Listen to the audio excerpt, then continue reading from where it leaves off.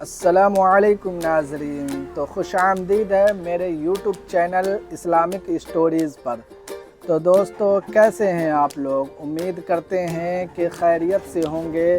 تو دوستو آج پھر حاضر ہوا ہوں ایک نئے ویڈیو کے ساتھ، اور ویڈیو کا ٹائٹل ہے لٹیرا قسط نمبر 6۔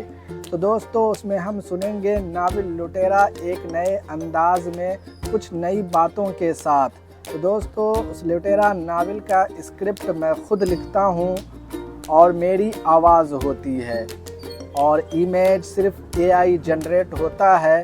تو دوستو ناول آپ سننا پسند کرتے ہیں تو میرا یہ ویڈیو پورا سنیں، اور چینل پر نئے ہیں تو چینل کو سبسکرائب کر لیں۔ ناول پسند آئے تو دوست احباب میں شیئر کر دیں۔ اب آگے ناول سنیں۔ قافلے والوں میں شور ہونے لگا کہ خالد بھائی آ گئے۔ مومن باہر آیا اور دیکھا تو حیران رہ گیا کہ خالد کے ساتھ ایک بہت ہی خوبصورت شہزادی تھی۔ قریب آنے کے بعد سب نے سلام کیا اور مصافحہ کیا۔ مومن بولا بس اللہ کا شکر ہے کہ آپ خیریت سے آ گئے ہیں، لیکن یہ شہزادی کون ہے؟ خالد بولا یہ جناب پیر ذکی الدین ہارونی کی لڑکی ہیں، یہ بھی دونوں بگڑیل کے چکر میں پھنسی ہوئی تھی۔ مومن بولا کہ آج کچھ لوگ صبح کے وقت شاید انہی کو تلاش کر رہے تھے، لیکن ہم تو اس سے واقف نہ تھے، اس وجہ سے اس معاملے میں دخل اندازی نہ کی۔ خالد بولا تو کیا ابھی وہ لوگ واپس چلے گئے؟ مومن بولا وہ تو معلوم نہیں ہے، لیکن ہم نے ان لوگوں کو گاؤں سے بائیں اور جاتے دیکھا ہے۔ خالد نے جاوید کو اس کے بارے میں معلوم کرنے کو کہا، اور خالد کی نگاہ ایک ڈراؤنے آدمی پر پڑی۔ یہ کون ہے؟ خالد نے پوچھا۔ مومن نے کہا یہ تو بہت ہی خطرناک آدمی ہے، لیکن ہمارے لیے کام کرتا ہے۔ یہی وہ آدمی ہے جو آپ کا خط لایا تھا۔ خالد بولا کہ لگتا ہے کہ ان دونوں بہنوں کو آج ہی پکڑنا ہوگا۔ مومن بولا کہ ہم تو سمجھ رہے تھے کہ کوئی خطرناک لٹیرا ہے، لیکن یہ تو لڑکیاں لٹیری ہیں۔ دیکھو بھائی، آج رات ہم لوگ اس پر حملہ کریں گے اور اس کا نام و نشان مٹا دیں گے۔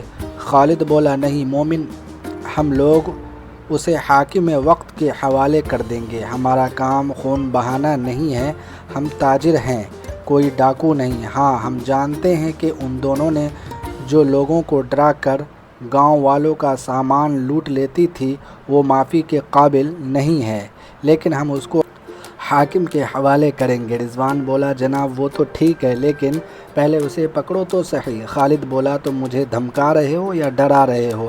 میں تمہارے آقا جمال کی طرح نہیں ہوں، اپنے زبان پہ قائم رہتا ہوں۔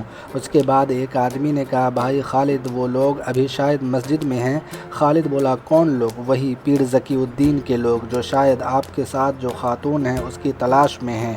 ٹھیک ہے تم ان کو بتاؤ گے، ہم ان لوگوں سے ملنا چاہتے ہیں۔ اس کے بعد خالد بولا سائقہ آپ کسی خاتون کے خیمے میں جائیں اور مومن سے کہا ان کو کوئی خاتون کے خیمے میں پہنچا دو اور کہہ دو کہ یہ ہماری مہمان ہے۔ اس کے بعد مومن بھی ایک خیمے کی طرف گیا۔ 2-3 دنوں سے ٹھیک سے سویا نہیں اور نہ کھایا ہے، کچھ کھانا لاؤ۔ کھانا آیا تو اس میں نان اور بھنے ہوئے بٹیر تھے۔ تھوڑے بہت کھایا، نیند کی وجہ سے کھانے میں دشواری ہو رہی تھی۔ اس کے بعد وہ لوگ آ گئے، یعنی پیر ذکی الدین کے لوگ۔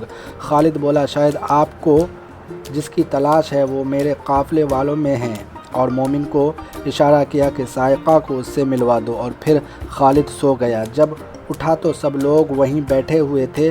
مومن بولا یہ لوگ آپ سے ملاقات کرنے آئے ہیں۔ خالد بولا معاف کیجیے گا میں ذرا تھک گیا تھا۔ ان لوگوں نے کہا کوئی بات نہیں ہے، آپ قافلے والوں کے ساتھ کچھ دن ٹھہرنا چاہتے ہیں، کیونکہ پیر ذکی الدین صاحب بھی یہاں تشریف لا رہے ہیں۔ ابھی کچھ دیر پہلے ہی میرا ساتھی آیا ہے اور وہ بولا کہ وہاں سے یعنی ہارون آباد سے وہ نکل گئے ہیں۔ خالد بولا اس کی کوئی خاص وجہ؟ لوگوں نے کہا یہ تو وہی بتائیں گے۔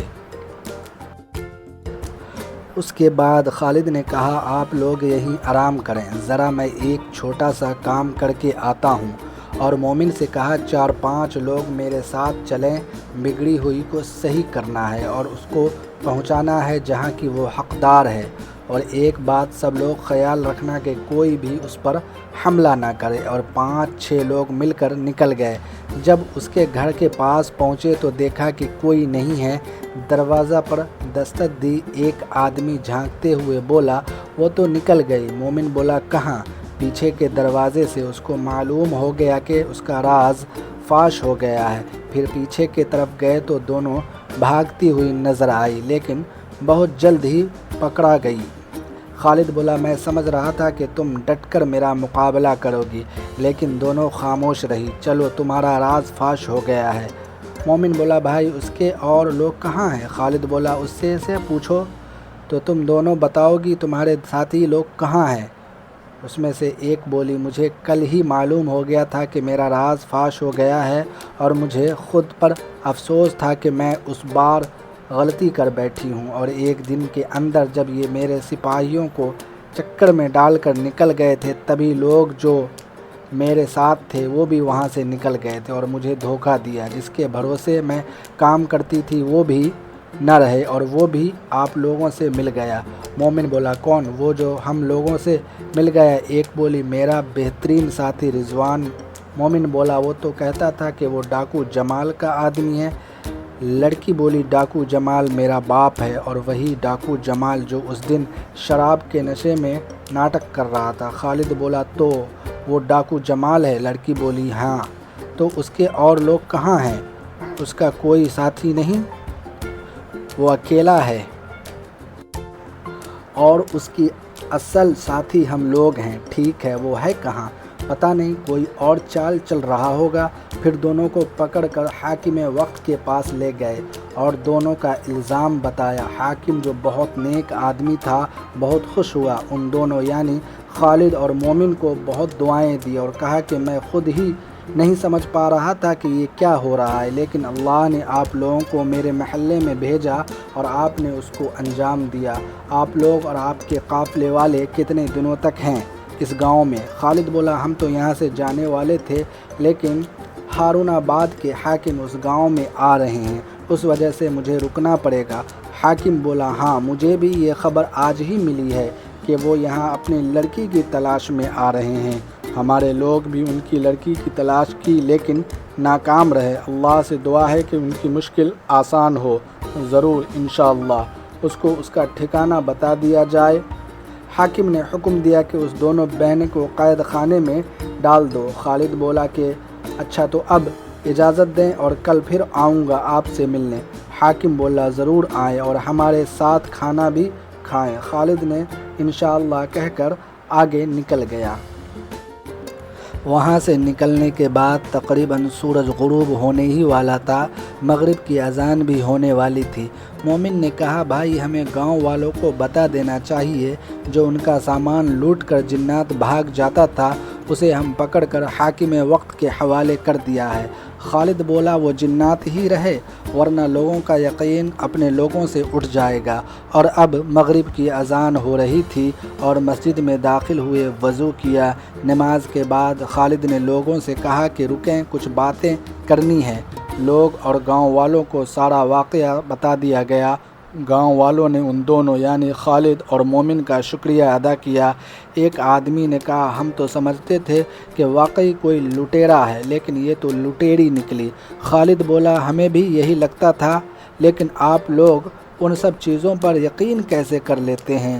جنات پریشان کر سکتا ہے، کسی کا سامان نہیں لوٹتا، اور کبھی بھی کچھ بھی مصیبت آئے تو اس سے سب لوگ مل کر لڑنا سیکھو۔ ایک بوڑھا شخص آگے بڑھ کر بولا کہ بیٹا بہت بہت شکریہ حوصلہ افزائی کا۔ پھر سب لوگ مسجد سے باہر نکل کر اپنے اپنے کام میں مشغول ہو گئے۔ خالد اور مومن اور اس کے ساتھی اپنے خیمے کی طرف چلے گئے۔